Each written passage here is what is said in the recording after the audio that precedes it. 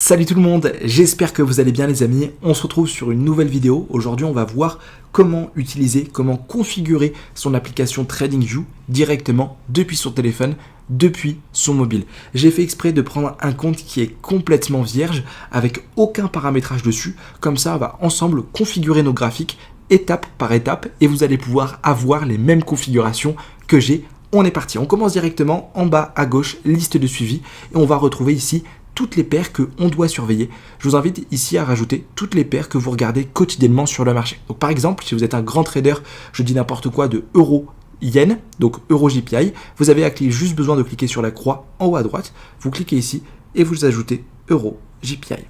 Tout simplement, ça recherche, vous appuyez sur la petite croix et automatiquement EuroJPY sera ajouté sur votre liste de surveillance et ce sera pour vous beaucoup plus facile d'y avoir accès. Vous pouvez aussi créer des sous-parties. Alors ça, je crois que c'est une fonctionnalité qui est en plus sur les plans qui sont premium de TradingView.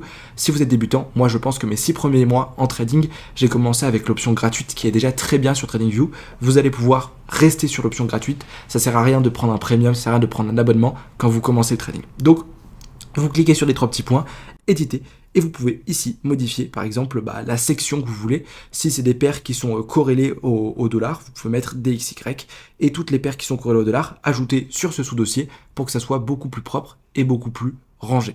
Ok, maintenant on va passer au graphique, c'est là le plus important, on va remarquer plusieurs choses. Déjà dans un premier temps, on a en haut à gauche la paire qu'on trade, donc euro, dollar, et en cliquant sur les points verts, on va avoir ici les horaires d'ouverture et des fermetures du marché FX. Donc là, on peut voir que le marché euro-dollar sera fermé dans 13h et 33 minutes. Si jamais vous avez des doutes, si jamais vous ne savez pas quand est-ce que le marché ferme, ça va vous permettre de voir et de manager vos positions en fonction de ça. Vous pouvez aussi, sur le graphique, en bas à gauche, cliquer sur le petit rouage et ici, vous allez avoir l'échelle de prix et modifier l'échelle de prix. Je vous invite à rester en normal, ça sert à rien de trader en pourcent ou en logarithmique, surtout lorsque vous débutez et que vous faites du scalping comme je le fais. Donc on reste sur le normal. Ensuite, et ça va être le plus important je pense, 3 petits points, vous allez aller sur paramètres du graphique. Première chose que vous devez faire, c'est que vous devez modifier la toile. Ça vous sert à rien derrière d'avoir quelque chose avec des barres verticales et horizontales. Non, vous devez avoir quelque chose qui est simple, vous devez avoir un graphique qui est propre. Je vous le dis tout le temps les amis, vos applications de trading, votre bureau, lorsque vous êtes trader, c'est votre lieu de travail. Vous devez avoir un environnement qui est propre, qui vous donne envie de travailler pour forcément, c'est de la psychologie, avoir des meilleures performances. Donc vous n'ajoutez rien et vous avez vu déjà, le graphique est beaucoup plus propre. Pareil, question psychologie les amis, je vais vous inviter aussi en allant sur paramètres du graphique, toile, symbole, modifier la couleur de vos bougies. Je vous invite à avoir un graphique le plus terne possible. Vous ne devez surtout pas vous dire c'est une bougie verte, je gagne de l'argent, c'est une bougie rouge, je perds de l'argent. Non, vous devez avoir un graphique qui est neutre. Ok, pour qu'il n'y ait aucun sentiment sur le marché. Donc moi, ce que je fais comme paramétrage, c'est que je garde juste une bougie verte et sinon, je mets tout en noir. Mes bordures, je les mets en noir, mes mèches, je les garde en noir et je regarde juste mon corps qui est vert. Et je vais prendre peut-être un vert un peu plus clair comme ceci et c'est parfait. Et vous avez vu, déjà, j'ai un graphique qui est beaucoup plus propre. Ça me donne encore plus envie d'aller chercher de la rentabilité et de trader. Ok, en bas à gauche, pareil, à gauche des 3 petits points, vous avez un stylet. Et ici, c'est tous les tracés que vous allez pouvoir faire sur vos graphiques. Que ce soit des rectangles, que ce soit des droites, etc. Et si vous voulez ajouter un tracé en favori, donc par exemple, on va ajouter, je dis n'importe quoi, on va ajouter du texte. Vous avez juste à cliquer dessus, boum, ajouter en favori, et automatiquement, vous avez vu, cette petite barre apparaîtra avec tout ce que vous ajoutez en favori. Et comme ça, vous n'avez pas besoin de faire la manipulation, de à chaque fois aller sur dessin, trouver ce que vous avez besoin de chercher, boum, cliquez dessus et l'ajouter. Non, tout est affiché ici, et donc je trace mon rectangle comme j'en ai envie sur mes graphiques. Si je trace par exemple un trait, on va pouvoir faire plusieurs choses. On va pouvoir déjà modifier la couleur, si on veut, en cliquant ici. Si je veux une couleur noire, j'appuie sur noir. L'épaisseur du trait, les types de traits, donc que ça soit pointillé ou pas, mais aussi en cliquant sur les 3 petits points, configuration, vous allez pouvoir ajouter un texte. Et c'est là que ça devient intéressant. Si par exemple c'est une zone où vous avez de la liquidité, ou je ne sais pas quel concept vous tradez, vous pouvez ajouter un texte et montrer $. Je mets souvent moi au milieu et au centre. Parfait. Et vous avez vu, automatiquement, des dollars seront ajoutés à votre graphique.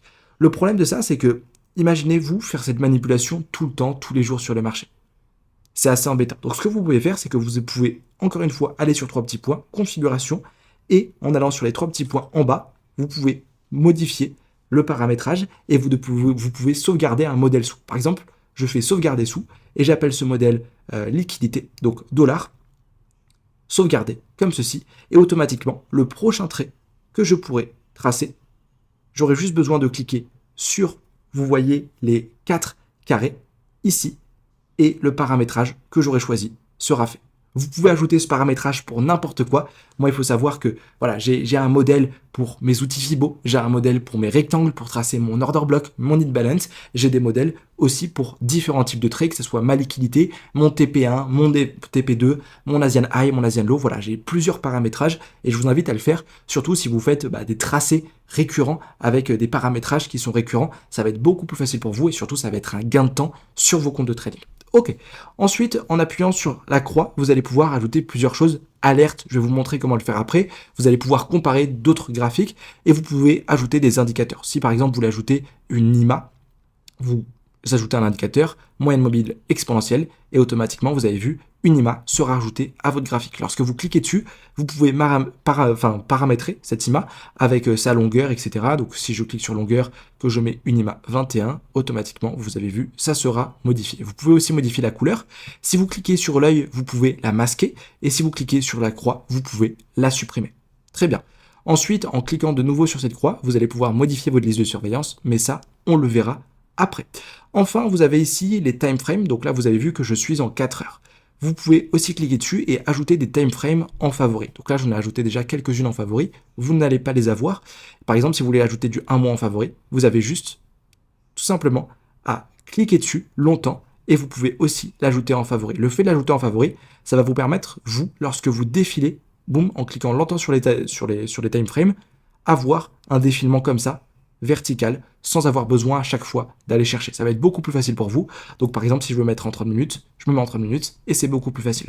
Des fois, vous allez avoir des graphiques lorsque vous allez changer d'intervalle de temps qui vont être comme ça. Vraiment pas propre à regarder, où vous allez rien pouvoir faire dessus. Au lieu de galérer avec son doigt et remettre le paramétrage de base, vous avez juste à prendre votre doigt, cliquer 2 fois sur la barre horizontale et cliquer 2 fois sur la barre qui est verticale et vous avez vu automatiquement votre graphique sera reparamétré et on viendra avoir une lecture qui sera beaucoup plus simple sur vos graphiques.